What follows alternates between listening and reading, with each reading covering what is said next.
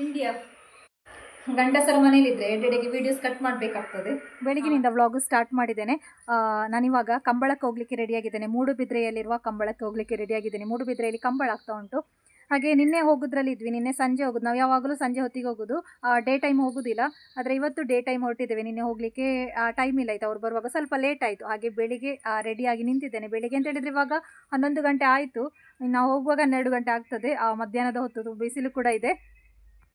ಅಮ್ಮ ಅಲ್ಲಿ ಅಕ್ಕನ ಮನೇಲಿದ್ದಾರೆ, ಅಪ್ಪ ಇಲ್ಲಿದ್ದಾರೆ. ಹಾಗೆ ಅಪ್ಪನ ಹತ್ರ ಹೇಳಿದೆ ನಾನು ಹೋಗಿ ಬರುವವರೆಗೆ ಅಲ್ಲಿ ಹೋಗಿ ಕೂತ್ಕೊಳ್ಳಿ ಅಂತ. ಕೂತ್ಕೊಳ್ತಾರೆ, ಆದರೂ ಕೂಡ ಸ್ವಲ್ಪ ಹೆದರಿಕೆ ಆಗ್ತದೆ ಯಾರು ಇಲ್ಲದೆ ಇರುವಾಗ. ಸ್ವಲ್ಪ ಹೆಲ್ತ್ ಇಶ್ಯೂಸ್ ಎಲ್ಲ ಉಂಟಲ್ಲ, ಹಾಗಾಗಿ ಅಲ್ಲಿ ಹೋಗಿ ಕೂತ್ಕೊಳ್ಳಿ ಕೇಳಿದ್ದೇನೆ. ಬರ್ಪೇನೆ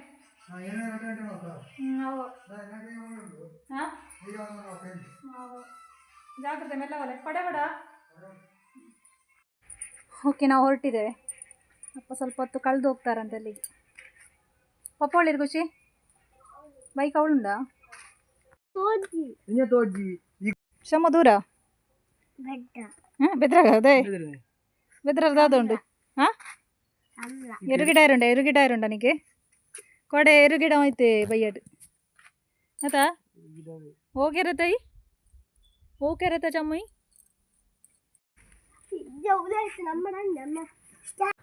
ಈ ಬಿಸಿಲಿಗೆ ನನ್ನದೊಂದು ಹುಚ್ಚು ಕಂಬಳ ನೋಡೋದು. ಕಂಬಳ ನೋಡೋದಲ್ಲ, ಯಜಮಾನರು ಎಲ್ಲಿಗಾದರೂ ಕರ್ಕೊಂಡು ಹೋಗ್ತೇನೆ ಅಂತ ಹೇಳುವಾಗ ಅದನ್ನು ನಾನು ಮಿಸ್ ಮಾಡೋದಿಲ್ಲ. ಅಪರೂಪಕ್ಕೆ ಹೇಳೋದಲ್ಲ ಅವರು ಎಲ್ಲಿಗಾದರೂ ಹೊರಗಡೆ ಕರ್ಕೊಂಡು ಹೋಗ್ತೇನೆ ಅಂತ, ಅದನ್ನು ಯಾಕೆ ಮಿಸ್ ಮಾಡೋದು ಅಂತ ಹೊರಟಿದ್ದೇನೆ.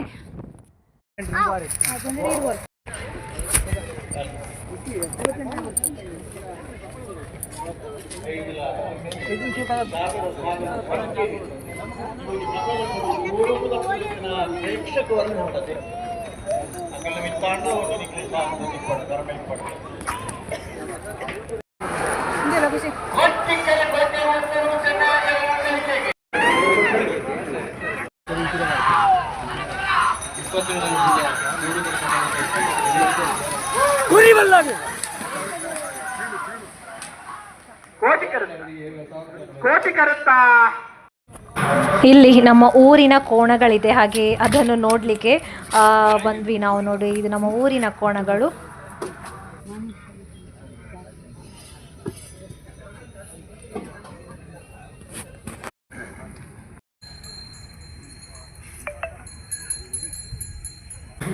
ಸ್ವಲ್ಪ ನಾವು ಸಂತೆ ತಿರುಗಲಿಕ್ಕೆ ಹೊರಟಿವಿ. ಇವತ್ತೇನಷ್ಟು ಸಂತೆ ಇಲ್ಲ, ನೈಟ್ ಆದರೆ ತುಂಬ ಸಂತೆ ಇರ್ತದೆ. ಇದು ಡೇ ಟೈಮ್ ಅಲ್ವಾ. ಹಾಗೆ ಇಲ್ಲೊಂದು ಕಡೆ ತುಂಬ ಜನರು ನೋಡಿ ಗುಂಪು ಹಾಕಿ ನಿಂತಿದ್ದಾರೆ, ಏನೋ ಇದೆ. ಹಾಗಾಗಿ ನಾವು ಕೂಡ ನೋಡ್ತಾ ಇದ್ದೇವೆ ಏನಿದೆ ಇಲ್ಲಿಂದ. ಇದೇನಂತ ಹೇಳಿದರೆ, ನಮ್ಮ ವೈಟ್ ಕಲರ್ನ ಡ್ರೆಸ್ ಇರ್ತದಲ್ಲ, ವೈಟ್ ಕಲರ್ನಲ್ಲಿ ಏನಾದರೂ ಕಲೆಗಳಾದರೂ ಹೋಗೋದಿಲ್ಲ ಅಲ್ಲ. ಆದರೆ ಅವ್ರ ಹತ್ರ ಒಂದು ಸಾಬೂನು ಥರ ಇದೆ, ಅದರಲ್ಲಿ ವೈಟ್ ಡ್ರೆಸ್ಸಲ್ಲಿ ಕಲೆ ಆದರೆ ಪಕ್ಕ ಹೋಗ್ತದಂತೆ. ಅದನ್ನು ಆ ಕಲೆ ಆದ ಜಾಗಕ್ಕೆ ಹಚ್ಚಿದರೆ ಹೋಗ್ತದೆ ಅಂತ ಹೇಳ್ತಾ ಇದ್ದಾರೆ. ನಾವು ತೆಗಿತೇವೆ, ಆಮೇಲೆ ನಾನು ಲೈವ್ ಆಗಿ ತೋರಿಸ್ತೇನೆ ಯಾವ ರೀತಿ ಇದೆ ಅಂತ.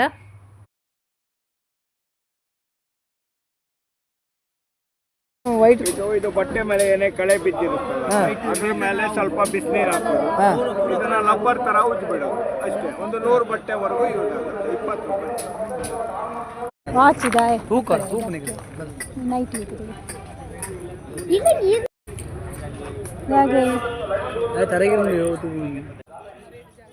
ಇಲ್ಲಿ ಕಬ್ಬಿಣದ ಪಾತ್ರಗಳು ತುಂಬ ಉಂಟು. ನಾನು ನೋಡ್ತಾ ಇದ್ದೇನೆ, ಯಜಮಾನರು ತೆಗೆದು ಕೊಡ್ತಾರ ಗೊತ್ತಿಲ್ಲ. ನನಗೆ ಇದು ಇಷ್ಟ ಆಗಿದೆ ನೋಡಿ. ಇದು ಫ್ರೈ ಎಲ್ಲ ಮಾಡಲಿಕ್ಕೆ ಒಳ್ಳೆಯದಾಗ್ತದೆ ಅಲ್ವಾ.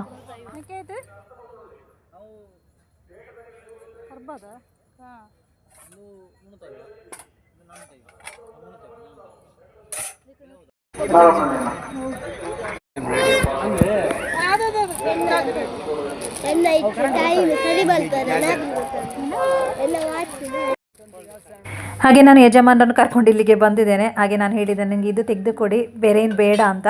ಹಾಗೆ ಮತ್ತೆ ಓಕೆ ಅಂತ ಹೇಳಿದರು. ಕಬ್ಬಿಣದಲ್ಲ, ಕಬ್ಬಿಣದ ಎಷ್ಟು ಸಮಯ ಯೂಸ್ ಮಾಡಿದರೂ ಕೂಡ ಏನಾಗೋದಿಲ್ಲ ಅಲ್ವಾ.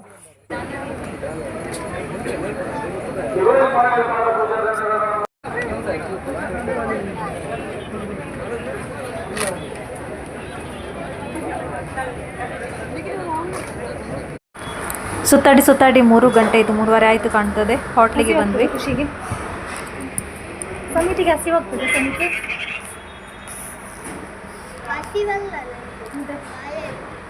ಇಲ್ಲಿಗೆ ಹಸಿವಾಗೋದಿಲ್ಲ, ಬಾಯಾರಿಕೆ ಆಗುತ್ತೆ. ಬಾಯಾರಿಕೆ ಫುಡ್ ಬೇಡವಾ? ಊಟ ಬೇಡವಾ?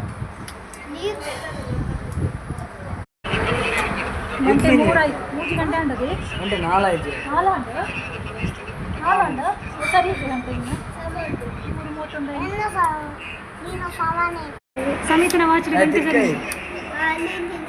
ನಾನು ಮಾಡ್ತೇದ ನಿದ್ದೆ ಗೊತ್ತಾಗಲ್ಲ ಖುಷಿ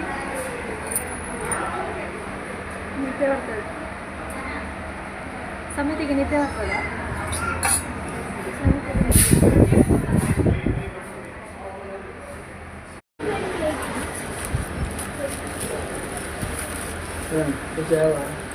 ತಿನ್ ಮೆಲ್ಲ ತಿನ್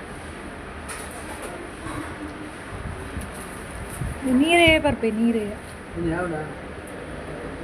ಕಂಬಳಕ್ಕೆ ಹೋಗಿ ಬಂದು ಅಕ್ಕನ ಮನೆಗೆ ಹೋಗುವಂತ ತಂಗಿ ಇವತ್ತು ಹೋಗ್ತಾ ಇದ್ದಾಳೆ ಹಾಗೆ ಮಾತಾಡಿಸಿ ಬರ್ತೇನೆ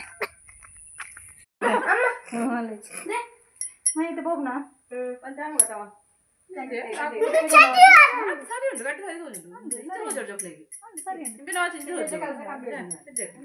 అమ్మ ఉంజరు ఉంటాడు అవును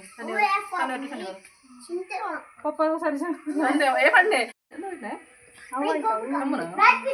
కారు ಬೇರೆ ಕಾರು ಬೇರೆ ಬೇರೆ ಬೇರೆ ಇನ್ನೆಲ್ಲರೂ ಅವರವರ ಮನೆ ಅವಳು ಇವಳ ಮನೆಯಲ್ಲಿ ಇವಳು ನನ್ನ ಮನೆಯಲ್ಲಿ ಫೆಬ್ರವರಿ ಇನ್ನು ಫಂಕ್ಷನ್ ಇರುವಾಗ ಮೀಟ್ ಆಗುವ ಫೆಬ್ರವರಿ ಫಂಕ್ಷನ್ ಉಂಟು ಫಂಕ್ಷನ್ಗೆ ಮೀಟ್ ಆಗುವ ಅಷ್ಟೇ ಫಂಕ್ಷನ್ ಇರುವಾಗ ಖುಷಿ ಆಗ್ತದೆ ಫಂಕ್ಷನ್ ಹೇಗೆ ಮುಗಿದು ಗೊತ್ತಾಗುದಿಲ್ಲ ಬೇಗ ಅಲ್ಲಿವರೆಗೆ ಫಂಕ್ಷನ್ ಇತ್ತು ಫಂಕ್ಷನ್ ಉಂಟು ಮನೆ ಉಂಟು ಮನೆ ಉಂಟು ಈಗ ಎಲ್ಲ ಫಂಕ್ಷನ್ ಆಯ್ತು ನೀವು ಬರ್ತಿಲ್ಲ ಪಂಚೆ ಬರ್ಪೆ ನೀರೇ ಬನಾನ ಬುಧಾರ ಬುಧಾರ ಬುಧಾರ ಬರ ಬುಧಾರ ಬೈಯಲ್ಲ ಹಾಂ ಬಾಬೆ ಬಾಗ ಖುಷಿ ಬಲ ಖುಷಿ ಬಲಾರ ಚಂಬಲ ತಂಗಿ ಹೋದ್ಲು ತಂಗಿ ಹೋಗಿ ನಾನು ನನ್ನ ಮನೆಗೆ ಬಂದೆ ಏ ಚಾ ಕುಡ್ಚ ಖುಷಿ ನಮ್ಮಪ್ಪ ಚಾ ಕೊರು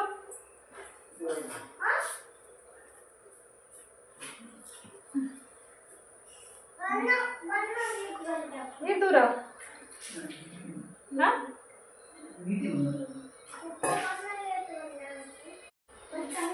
ಹಾಗೆ ತಂಗಿ ಹೋದ್ಲು ತಂಗಿ ಹೋದ ನಂತರ ಓ ಏ ಮನ್ಸುಗಳಾರದ ತಂಗಿ ಹೋದ್ಲು ಹಾಗೆ ನಾನು ಮತ್ತೆ ಇಲ್ಲಿಗೆ ಬಂದೆ ತಂಗಿಯ ಮನೆಗೆ ಹೋದ್ಲು ಫಂಕ್ಷನ್ ಎಲ್ಲ ಮುಗೀತಲ್ಲ ಹಾಗೆ ಅವಳವಳ ಮನೆಗೆ ಹೋದ್ಲು ಹಾಗೆ ನಾನು ಇದು ಕಂಬಳದಿಂದ ತೆಗ್ದದ್ದು ನೋಡಿ ಕಬ್ಬಿಣದು ನನ್ನ ಹತ್ರ ಕಬ್ಬಿಣದ ಪಾತ್ರ ಯಾವುದಿಲ್ಲ ಇದ್ದೀವಿ ಕಬ್ಬಿಣದು ನನಗೆ ಒಂದು ಬೇಕಿತ್ತು ಈ ಥರದ್ದು ಇದು ಫ್ರೈ ಮಾಡ್ಲಿಕ್ಕೆ ಆಗ್ತದಲ್ಲ ಮೀನು ಫ್ರೈ ಪೂರಿ ಮಾಡ್ಲಿಕ್ಕೆ ಆಗ್ತದೆ ಹಾಂ ಇಂಡಿಯಾ ಗಂಡಸರ ಮನೇಲಿದ್ದರೆ ಎಡೆಗೆ ವೀಡಿಯೋಸ್ ಕಟ್ ಮಾಡಬೇಕಾಗ್ತದೆ ಇದು ನೋಡಿ ಇದು ಕಬ್ಬಿಣದ್ದು ನೋಡಿ ಇದು ನಿಮಗೆ ಚಿಕ್ಕದು ಕಾಣಿಸ್ಬೋದು ತುಂಬ ಚಿಕ್ಕದಿಲ್ಲ ತುಂಬ ಚಿಕ್ಕದು ಅಲ್ಲ ತುಂಬ ದೊಡ್ಡದು ಅಲ್ಲ ಕರೆಕ್ಟಾಗಿದೆ ಹೀಗೆ ಹೊಂಡ ಇದ್ದರೆ ಎಣ್ಣೆ ಸರಿ ಹಾಕಿ ಫ್ರೈ ಮಾಡಲಿಕ್ಕೆ ಒಳ್ಳೆಯದಾಗ್ತದಲ್ಲ ಮತ್ತು ಅಲ್ಯೂಮಿನಿಯಂ ಪಾತ್ರ ಜಾಸ್ತಿಯಾಗಿ ಯೂಸ್ ಮಾಡಬಾರ್ದು ಅಂತ ಹೇಳ್ತಾರೆ ನಾನು ಫ್ರೈ ಎಲ್ಲ ಜಾಸ್ತಿಯಾಗಿ ಅಲ್ಯೂಮಿನಿಯಂ ಪಾತ್ರದಲ್ಲಿ ಮಾಡ್ತಾ ಇದ್ದೆ ಕಬ್ಬಿಣದಲ್ಲಿ ಮಾಡುವ ಅಂತ ಇಂಥದ್ದು ನಮ್ಮ ಕಾಸರಗೋಡಿನ ಮನೆಯಲ್ಲಿತ್ತು ಮೊದಲೊಂದು ಇತ್ತು ಅದು ಇವಾಗ ಉಂಟ ಇಲ್ವಾ ಅಂತ ನಮಗೆ ಗೊತ್ತಿಲ್ಲ ಮೊದಲು ಇತ್ತಲ್ಲಿ ಹಾಗೆ ಇಂಥದ್ದೊಂದು ಬೇಕಿತ್ತು ಹಾಗೆ ಇದರ ರೇಟ್ 350 ಲಾಸ್ಟ್ ಚರ್ಚೆ ಮಾಡಿ 300ಕ್ಕೆ ಕೊಟ್ಟರು ಅಂತ ಕಾಣ್ತದೆ ಹಾಗೆ ಇದನ್ನು ಯೂಸ್ ಮಾಡಬೇಕು ಇವಾಗ ನಾನು ಪಾಲಕ್ ಪನ್ನೀರ್ ಮಾಡುವ ಅಂತ ಪನ್ನೀರ್ ಕಟ್ ಮಾಡಿ ಇಟ್ಟಿದ್ದೇನೆ ನೈಟಿಗರ ಹಾಗೆ ಸ್ವಲ್ಪ ತೆಗೆದಿದ್ದೇನೆ ಸಾಕು ಅಂತ ಹಾಗೆ ಪಾಲಕ್ ಇಲ್ಲಿ ಕುದಿಸ್ಲಿಕ್ಕೆ ಇಟ್ಟಿದ್ದೇನೆ ಇದನ್ನು ಇನ್ನೂ ಮಿಕ್ಸಿ ಜಾರಲ್ಲಿ ಗ್ರೈಂಡ್ ಮಾಡಬೇಕು ಪೇಸ್ಟ್ ಮಾಡಬೇಕು ಇದರ ನೀರು ತೆಗೆದು ಸೋಸಿ ಪೇಸ್ಟ್ ಮಾಡಬೇಕು ಹೊಸ ತವ ಓಪನ್ ಮಾಡಿದ್ದೇನೆ ನಾನು ಇದರಲ್ಲಿ ಪಾಲಕ್ ಗ್ರೈಂಡ್ ಮಾಡ್ತಾ ಇದ್ದೇನೆ ಇದು ಆ್ಯಕ್ಚುಲಿ ಫ್ರೈ ಮಾಡಲಿಕ್ಕೆ ತಂದದ್ದು ನಾನು ಪಾಲಕ್ ಮಾಡಿ ನೋಡು ನಾವು ನನ್ನ ಪಾಲಕ್ ಪನ್ನೀರ್ ರೆಡಿ ಆಯ್ತು ನೋಡಿ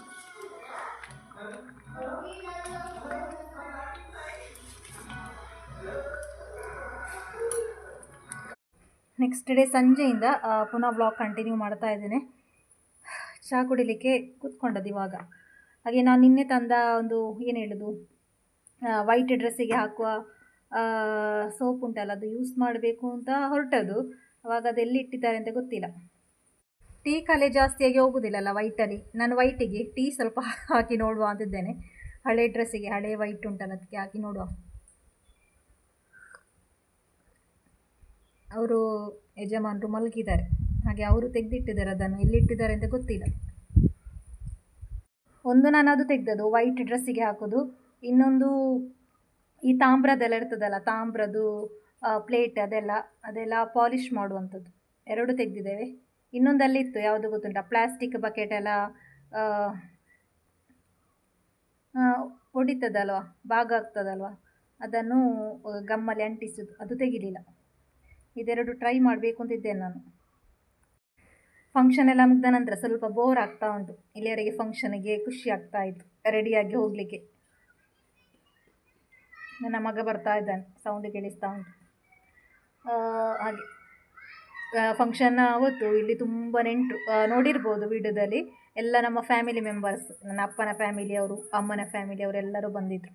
ಅಲ್ಲಿಗೆ ಬಂದ ಎಲ್ಲರೂ ನಮ್ಮ ಕಡೆಯವರೆಲ್ಲರೂ ಬಂದಿದ್ದರು. ಯಾರ ಹತ್ರ ಮಾತಾಡೋದು ಯಾರ ಹತ್ರ ಬಿಡೋದು ಅಂತ ಗೊತ್ತಾಗ್ತಾ ಇಲ್ಲ ಇತ್ತು. ಎಲ್ಲರೊಟ್ಟಿಗೆ ಬಂದ್ರಲ್ಲ, ಹಾಗಾಗಿ ನಾನು ಕೂಡ ಸ್ವಲ್ಪ ಗಡಿಬಿಡಿಯಾಗಿ ಹೋದೆ. ಮಾತಾಡಿದ್ದೇನೆ ಎಲ್ಲರ ಹತ್ರ, ಆದರೂ ಕೂಡ ಒಬ್ಬೊಬ್ಬರ ಹತ್ರ ಆಗಿ ಮಾತಾಡಲಿಕ್ಕೆ ಆಗಲಿಲ್ಲ ನನಗೆ. ಅದೊಂದು ಬೇಸರ. ಫಂಕ್ಷನ್ನ ಟೈಮಲ್ಲಿ ಹಾಗೆ ಅಲ್ವಾ. ಹಾಗೆ ನನಗೆ ಒಂದು ಕಮೆಂಟ್ ಬಂದಿತ್ತು, ಪ್ರೀತಾ ಶೆಟ್ಟಿ ಅಂತ. ಕೋಲದ ವಿಡಿಯೋಕ್ಕೆ ಒಂದು ಕಮೆಂಟ್ ಬಂದಿತ್ತು. ಕೋಲದ ವಿಡಿಯೋ ಹಾಕಿದ್ದಲ್ಲ ಅಕ್ಕನ ಮನೆದು, ಒಂದು ಕೋಲ ಕಟ್ಟುವವರಿಗೆ ಎಷ್ಟು ಅಮೌಂಟ್ ಆಗ್ತದೆ ಅಂತ. ನನಗೆ ಫಸ್ಟಿಗೆ ಗೊತ್ತಿಲ್ಲ ಇದು, ಹಾಗಾಗಿ ನಾನು ಆವಾಗ ಕಮೆಂಟ್ ಹಾಕಲಿಲ್ಲ. 12,000 ಅಂತೆ. ಒಬ್ಬೊಬ್ಬರದು ಒಂದೊಂದು ರೇಟ್, ಎಲ್ಲರೊಂದೇ ಲೆಕ್ಕ ತೆಗೆಯೋದಿಲ್ಲ ಅಲ್ಲ, ಹಾಗೆ 12,000.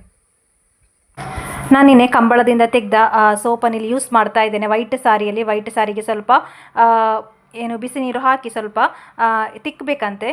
ನೋಡಿ, ಇದು ಸಾಬೂನು ಥರ ಇದೆ, ಇದನ್ನು ಈ ರೀತಿ ತಿಕ್ಕಬೇಕು. ಇದು ವರ್ಕ್ ಆಗ್ತದಾ ಇಲ್ವೋ ಅಂತ ಇವಾಗಲೇ ನಿಮಗೆ ಗೊತ್ತಾಗ್ತದೆ ನೋಡಿ. ಇದು ಸ್ಮೆಲ್ ಸಾಬೂನು ಥರವೇ ಇದೆ. ತಿಕ್ತಾ ಇದ್ದೇನೆ, ಆದರೆ ಹೋಗ್ತಾ ಇಲ್ಲ. ಯಾಕೋ ಡೌಟ್ ಬರ್ತಾ ಉಂಟು ಇದು ವರ್ಕ್ ಆಗ್ತಾ ಇಲ್ಲ ಅಂತ. ಇದು ಮೊದಲೇ ಏನೋ ಕಲೆ ಆಗಿತ್ತು ಸಾರಿಯಲ್ಲಿ, ವೈಟ್ ಸಾರಿಯಲ್ಲಿ, ನನ್ನ ಸೆಟ್ ಸಾರಿ ಇದು. ಆದರೆ ಏನಾದರೂ ಈ ಕಲೆ ಹೋಗ್ತಾ ಇಲ್ಲ, ಹಾಗಾಗಿ ಡೌಟ್ ಬರ್ತಾ ಉಂಟು, ಇದು ಫೇಕ್ ಆಗಿರ್ಬೋದು ಅಂತ ಅಂದ್ಕೊಳ್ತೇನೆ ನಾನು. ಎಷ್ಟು ಸಲ ತಿಕ್ಕಿದ್ರು ಈ ಕಲೆ ಹೋಗೋದಿಲ್ಲ. ಇದು ಪದಾರ್ಥದ ಕಲೆ, ನನ್ನ ಸಾರಿಯಲ್ಲಿ ಆದದ್ದು, ಯಾವುದೋ ಫಂಕ್ಷನಿಗೆ ಹೋಗುವಾಗ ಆದ ಕಲೆ ಹೋಗೋದೇ ಇಲ್ಲ ವೈಟಲ್ಲಿ. ನಾನು ಲೈವ್ ಆಗಿ ತೋರಿಸಿದೆ, ಅದು ವರ್ಕ್ ಆಗಲಿಲ್ಲ. ಮತ್ತು ನಾನು ಫಸ್ಟಿಗೆ ನಾನು ವಿಡಿಯೋ ಕರೆಕ್ಟಾಗಿ ಹಾಕಿದ್ದೆ ಅವರದ್ದು, ಮತ್ತು ಆಮೇಲೆ ನಾನು ಇಮೋಜಿ ಸ್ಟಿಕ್ಕರ್ ಹಾಕಿದ್ದೆ. ಇದು ಕರೆಕ್ಟ್ ಆಗಲಿಲ್ಲ ಅಂತ ಹೇಳುವಾಗ ಅವರ ಫೋಟೋಗೆ ನಾನು ಅವರ ಫೇಸಿಗೆ ನಾನು ಇಮೋಜಿ ಸ್ಟಿಕ್ಕರ್ ಯಾಕೆ ಹಾಕಿದ್ದೆ ಅಂತ ಹೇಳಿದರೆ, ನನ್ನ ವಿಡಿಯೋದಿಂದ ಅವರಿಗೆ ಪ್ರಾಬ್ಲಮ್ ಆಗೋದು ಬೇಡ ಅಂತ. ಯಾಕೆಂತ ಹೇಳಿದರೆ ನನ್ನ ಅಪ್ಪನ ಒಂದು ಏಜ್ ಆಗ್ಬೋದು ಅವರಿಗೆ, ಹಾಗಾಗಿ ಪಾಪ ಇರಲಿ, ಜೀವನ ತೆಗಿಲಿಕ್ಕೆ ಏನೋ ಒಂದು ಮಾಡ್ತಾರೆ ಪಾಪ. ಏಜ್ ಆಗಿದೆ ಅಲ್ಲ, ಆ ಒಂದು ಏಜಲ್ಲಿ ಅವರು ಕೆಲಸ ಮಾಡೋದೇ ಒಂಥರ ಗ್ರೇಟ್ ಅಲ್ವಾ. ಆ ಒಂದು ಏಜಲ್ಲಿ ನಾವು ಮನೆಯಲ್ಲಿ ಕೂತ್ಕೊಳ್ಬೇಕಾದ ಏಜ್, ಮಕ್ಕಳು ನೋಡಬೇಕಾದ ಒಂದು ಏಜ್, ಆ ಒಂದು ಏಜಲ್ಲಿ ಅವರು ದುಡಿತಿರೋದು ನನಗೆ ಯಾಕೋ ಬೇಸರ ಆಯಿತು. ಹಾಗಾಗಿ ಅದು ವರ್ಕ್ ಆಗದಿದ್ರು ನನ್ನಿಂದ ಪ್ರಾಬ್ಲಮ್ ಆಗೋದು ಬೇಡ ಅಂತ ಅವರ ಫೇಸನ್ನು ನಾನು ಇಮೋಜಿ ಸ್ಟಿಕ್ಕರ್ ಹಾಕಿ ಕವರ್ ಮಾಡಿದ್ದೇನೆ. ನನಗೆ 20 ರೂಪಾಯಿ ಹೋದದ್ರಲ್ಲಿ ಬೇಸರ ಇಲ್ಲ, ಹೇಳಿದೆ ಅಷ್ಟೇ, ನನ್ನ 20 ರೂಪಾಯಿ ಹೋಯಿತು ಅಂತ. ಒಂದು ಏಜ್ ಆದವರಿಗೆ ಕೊಟ್ಟ ಹಾಗೆ ನಾನು ಅಂದ್ಕೊಳ್ತೇನೆ ಮನಸ್ಸಲ್ಲಿ. ಹಾಗೆ ಅಲ್ಲದೆ ನಾನು ಮಾಡಿದ ಸ್ಕ್ರಬ್ ಮಾಡಿದ್ದು ಕರೆಕ್ಟ್ ಆಗದವ ಅಂತ ಕೂಡ ನನಗೆ ಕರೆಕ್ಟಾಗಿ ಗೊತ್ತಿಲ್ಲ. ಎನಿವೆ ಅದು ಆಗಲಿಲ್ಲ. ಮತ್ತು ಫುಟ್ಪಾತಲ್ಲೆಲ್ಲ ಕೂತ್ಕೊಂಡು ಮಾರಾಟ ಮಾಡ್ತಾರಲ್ಲ, ಅವ್ರ ಹತ್ರ ಎಲ್ಲ ಜಾಸ್ತಿ ರೇಗಾಡೋದು ನನಗೆ ಯಾಕೋ ಇಷ್ಟ ಆಗೋದಿಲ್ಲ. ಅವರ ಒಂದು ಪರಿಸ್ಥಿತಿ ಅದು ನಾವು ಆ ಸ್ಟೇಜಿಗೆ ಹೋಗುವಾಗ ನಮಗೆ ಅರ್ಥ ಆಗ್ತದೆ. ಇವಾಗ ನಾನೇ ಅಂದ್ಕೊಳ್ಳೋದು, ನಾನು ಹೋಗಿ ಅಂಥ ಕೆಲಸ ಮಾಡ್ಲಿಕ್ಕೆ ಉಂಟಾ ಅಂತ ಕೂತ್ಕೊಂಡು ಹಾಗೆ ನಿಲ್ಲಿಸಿ ಚಿಕ್ಕದಾದರೆ ಬಿಟ್ಟು ಬಿಡಬೇಕು. ದೊಡ್ಡ ಅಮೌಂಟ್ ಆದರೂ ಸ್ವಲ್ಪ ಮಾತಾಡಬೇಕಾಗ್ತದೆ ಅಲ್ವಾ. ಮತ್ತು ತಪ್ಪು ಮಾಡುವವರು ಲೋಕದಲ್ಲಿ ಎಷ್ಟೋ ಜನರಿದ್ದಾರೆ, ದೊಡ್ಡ ಮೋಸ ಮಾಡುವವರೇ ಇದ್ದಾರೆ ಅಲ್ವಾ. ಇದೆಲ್ಲ ಇನ್ನು ಚಿಕ್ಕದಲ್ವಾ, ಅದನ್ನೆಲ್ಲ ಅಲ್ಲಿಗೆ ಬಿಟ್ಟು ಬಿಡೋದು ಒಳ್ಳೆಯದಲ್ವಾ. ತೆಗೆಯುವಾಗ ಸ್ವಲ್ಪ ಆಲೋಚನೆ ಮಾಡಿ ತೆಗೆಯೋದು ಒಳ್ಳೆಯದು. ತಪ್ಪು ನಾವು ಮಾಡೋದಲ್ಲ, ನಾವು ತೆಗೆದು ನಾವು ತಪ್ಪು ಮಾಡ್ತೇವೆ, ಮತ್ತು ಅವರನ್ನು ಸಹ ಬೈದು ಪ್ರಯೋಜನ ಇಲ್ಲ. ಎರಡೂ ಕಡೆ ಕೂಡ ತಪ್ಪಾಗಿದೆ, ಹಾಗಾಗಿ ಅದನ್ನು ಅರ್ಥ ಮಾಡೋದು ಒಳ್ಳೆಯದು. ಹಾಗೆ ಇಷ್ಟು ಹೇಳಿ ಇವತ್ತು ಇದೊಂದು ಚಿಕ್ಕ ವ್ಲಾಗ್. ನನ್ನ ವ್ಲಾಗ್ ಇಷ್ಟ ಆದರೆ ಲೈಕ್ ಮಾಡಿ. ಹಾಗೆ ಹೊಸ ಸಬ್ಸ್ಕ್ರೈಬರ್ಸ್ ಎಲ್ಲ ಜಾಯಿನ್ ಆಗಿದ್ದಾರೆ, ಎಲ್ಲರಿಗೂ ಕೂಡ ಥ್ಯಾಂಕ್ ಯು ಸೋ ಮಚ್. ಯಾರೆಲ್ಲ ಅಂತ ನನಗೆ ಗೊತ್ತಿಲ್ಲ, ಕಮೆಂಟ್ಸ್ ಮಾಡಿದರೆ ಗೊತ್ತಾಗ್ತದೆ. ಕಮೆಂಟ್ಸ್ ಮಾಡಿ, ಆದರೆ ಒಂದು ಹಾಯ್ ಆದರೂ ಕಮೆಂಟ್ ಮಾಡಿ, ಅವಾಗ ಗೊತ್ತಾಗ್ತದೆ ಯಾರು ವೀಡಿಯೋಸ್ ನೋಡ್ತಾರೆ ಅಂತ. ಓಕೆ, ಇಷ್ಟ ಆದರೆ ಲೈಕ್ ಮಾಡಿ. ಮುಂದಿನ ವ್ಲಾಗಲ್ಲಿ ಸಿಗ್ತಾ ಇದ್ದೇನೆ. Thank you.